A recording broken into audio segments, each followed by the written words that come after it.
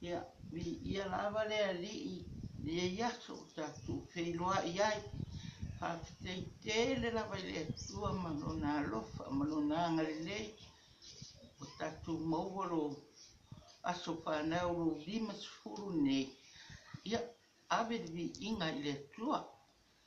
Awa le tua lava e o mea oma. Haftai le tua le ona ngalilei. Kaita ina mai tātou nei aso.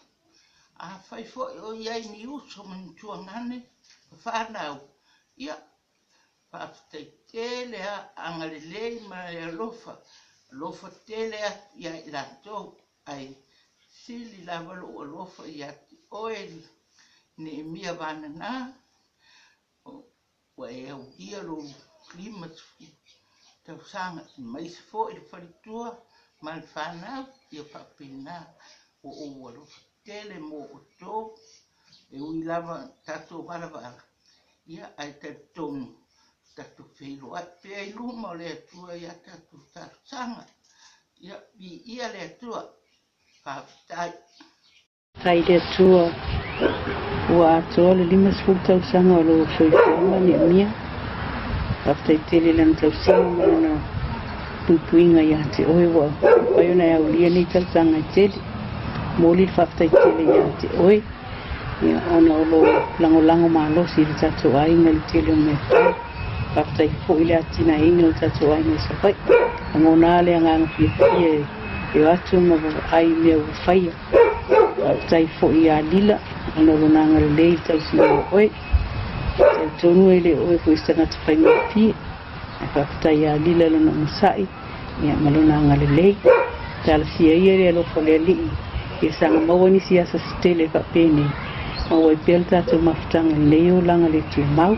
Alofa anga mo oe mai a longo o au ia malwhana umarara kala stete. Alofa atu. Ang ia lo waso whangau. Manga. Ako ang o lo 5 kausanga. Fo i le vi inga i le kua i lo ngā lofa malo ngā ngalele. Wanya ia so kele mangi kausanga kele ufo ia o le uso. O la ufionga.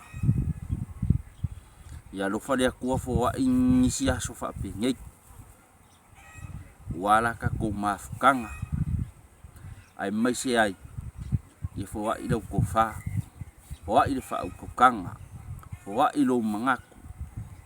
Wale fia ngai oi mar kausinga ka ko ainga ai mai se ngu e kalesia ai mai se fo e le mafukanga a o lua male lua ia li mal fanga ia le anga le lei o le kua ka uia ia lo fa le kua fa manguia e a ko anga o lo 5 kausa a lo fa fo ma ko makinga ma mia ma vai ia maua pea e o lua se ainga fia ma se ainga fia alfang ka ko koe fia i loa. Happy birthday to you. Happy birthday to you. Happy birthday, Uncle Mia. Happy birthday to you. Manuia lo wasofana. Manuia lo wasofana. Manuia lo wasofana. Manuia lo wasofana. Hip hip hooray! Happy birthday, Uncle. Love you. Birthday shout out to my brother-in-law Mia. Happy 50th birthday. May God bless you with many more years. Have fun tonight. Love you. My name Alex. Alan. Antonio. Aaron. Eli. Happy birthday, Uncle. Happy birthday to you. Happy birthday to you. Happy birthday, dear Uncle. Happy birthday to you. Cha-cha-cha! Happy 50th birthday! We love you, Mia! Get the halfway mark. Bye! Say goodbye. Bye. Ya, talofa uso ya Neemia. Ya manguia lava le 50 tausanga. Ya te oe le uso. Happy birthday. Happy birthday, Uncle! There you go. All the way from Texas. Ya, le lava manguia ma ko ngei. Ai moli atu alofa anga ya oe le uso malainga. Awalo waska hua. Pakai le kua kua mai. Nyeso si kele lo so kua le uso. Manguia las fangal. Kai.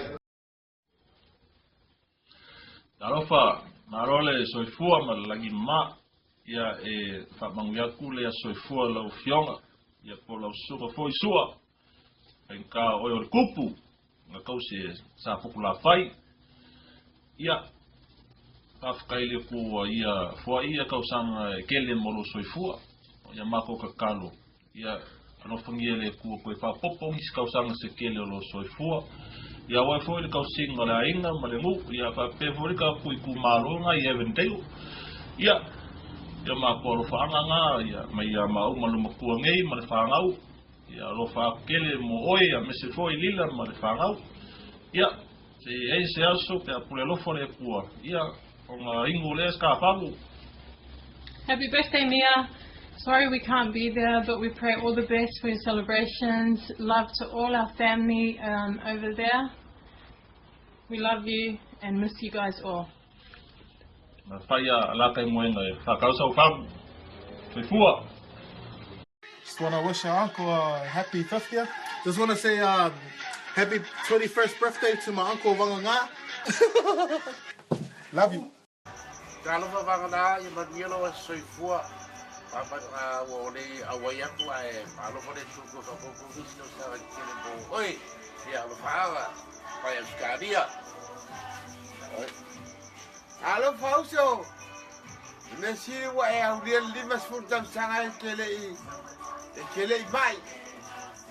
Hello, Fagile to a popo for this year's tele or four. What I'm seeing a manu by Calicia. Hello, Fanga, my ale, Mohammed Fanau. No fatu. Yeah. Hello, fellow from Nana. My voice is never was so late for you. You never know. If I live twice, from young, I was Sufua, we did lava. Yeah, no limbs full of the Mandia. Near the Tua, Sufua, Malovola, over the Malosi, the Puayainga, makes you Leama with 4 years to Roa. Yeah. Ang faangan na matunay singi ang stadia mau makuini malfanaw ang tele mo oiluso over and out. Cheers for Vagana's 50th birthday. He beat hooray! Hooray! Hooray! I say invite for.